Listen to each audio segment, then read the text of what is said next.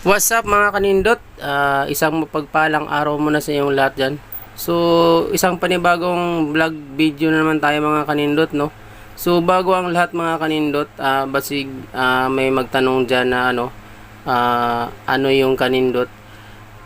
Example ko lang mga kanindot, no? Yung halimbawa, mayroon kayong magandang damit na suot nyo. Sa Bisaya yan, ay kanindot sa imong sanina ay ang kanindot, ay ang ganda ng damit no, yung ganyan example lang yan mga kanindot. So maraming term yung mga kanindot no. So sa mga nagtaka pala diyan, bali pinalitan natin yung tawag sa ating vlog no. Dati kasi nga kabungis-ngis, bali pinalitan ko lang ng mga kanindot. So ito na yung bago natin na tawagan natin mga kanindot. So, yun nga mga kanindot no. Yun yung example sa kanindot. Marami siyang term mga kanindot. Mga kanindot, kumbaga nindot, maganda o maganda tingnan ganyan, nindot o magandang lugar ganyan, o halimbawa nindot kaunon, yun masarap kainin ganyan. Marami siyang term mga kanindot no. So ito nga bagong tawagan natin ngayon mga kanindot. Kanindot vlog ang pinalit natin no. So sa mga nagtaka dyan, sa mga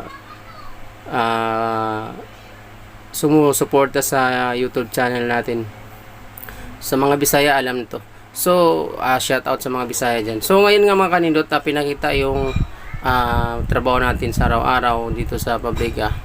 Bali, kung napansin nyo kanina mga kanindot no, mayroon tayong pinuputol na tela. So dahil pinutol yun mga kanindot, dahil mayroon siyang damage o mga butas ganyan halimbawa. So yan yung ginawa natin ng slicing para dyan putulin yung may butas o may damage na tela no. Yan yung slicing. Ipapakita ko lang sa inyo kasi hindi lang basta-basta mga kanindot kung saan puto lang. Kung di inabot yung damage dun sa slicing, yun hanggang doon lang talaga siya. Mayroon siyang hangganan sa pagputol para bali buo pa rin yung damit na pag pinutol siya, bali buo pa rin siya, hindi siya putol. Kaya kailangan mayroon siyang slicing no. Slicing kung tawagin yan mga kanindot. Sa mga garments yan, yan talagang yan ngayon straight, kung saan yung pinakamahaba na slicing, pinakamahaba na yung guhit ng damit niya dun sa papel, yun yung gugupitin no mga kanindot. So yun nga mga kanindot, speaking mga kanindot, mamaya mga kanindot ipakita ko sa inyo mga kanindot yung baliyari nitong damit na to sa pag mabuo to, dahil ito ay nilalatag pa na namin mga kanindot. So sa mga dating vlog ko na mayroong nagakat ako, bali ito muna yung mga ginagawa muna namin para bago ikat no. So ilalatag muna kung ilang patong yan, depende sa PO, kung ilang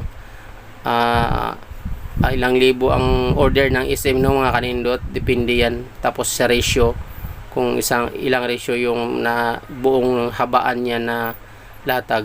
So kailangan sa partner na yan kanindot, dalawa talaga no. So kailangan sa trabaho na yan dalawa talaga siya, kasi hindi pwedeng isa lang yung maglalatag mga kanindot, dahil yung haba ng ay lapad ng tela mga kanindot ay 36 inches yan mga kanindot. Halos 1 yard, di man kaya ng isa lang mga kanindot no. Kaya kailangan dalawa talaga ang maglatag o partner. Bali yan sa part ko dyan mga kanindot, kailangan pantayin talaga dyan sa part na itong sa side ng ko dyan na part.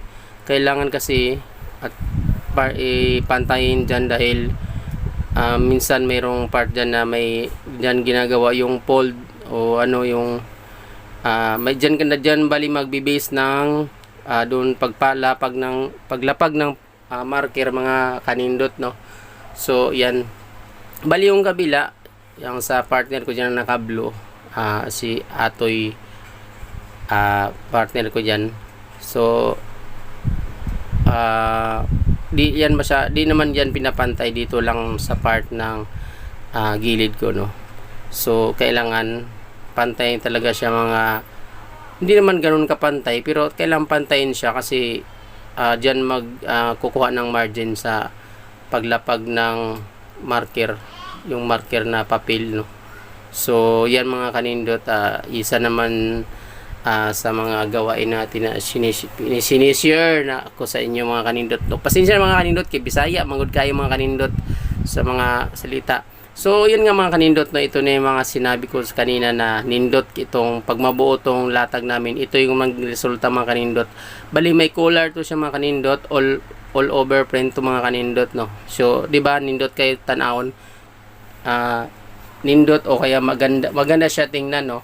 So available na to sa mga all SM mga kanindot, no. Bilhin na kayo dyan, no, para marami kaming PO'ng darating.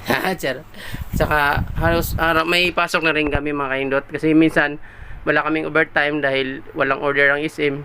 So sana makabili kayo dyan mga kanindot sa mga nanood nito, no. So 4 na kulay yung mga kanindot. So tandaan nyo na lang yan mga kanindot, no, yung ganyang print available na yun sa SM mga kanindot.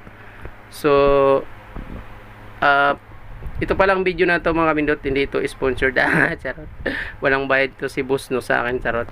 Pinapakita ko lang sa inyo yung gawa nyo, ginagawa namin mga kanindot, dahil itong damit na to nindot talaga to, maganda talaga to mga kanindot, no. So yan. So maraming salamat, daghang salamat kay sa mga kanindot, sa mga nanood, sa inyong suporta, daghang salamat. Bye bye.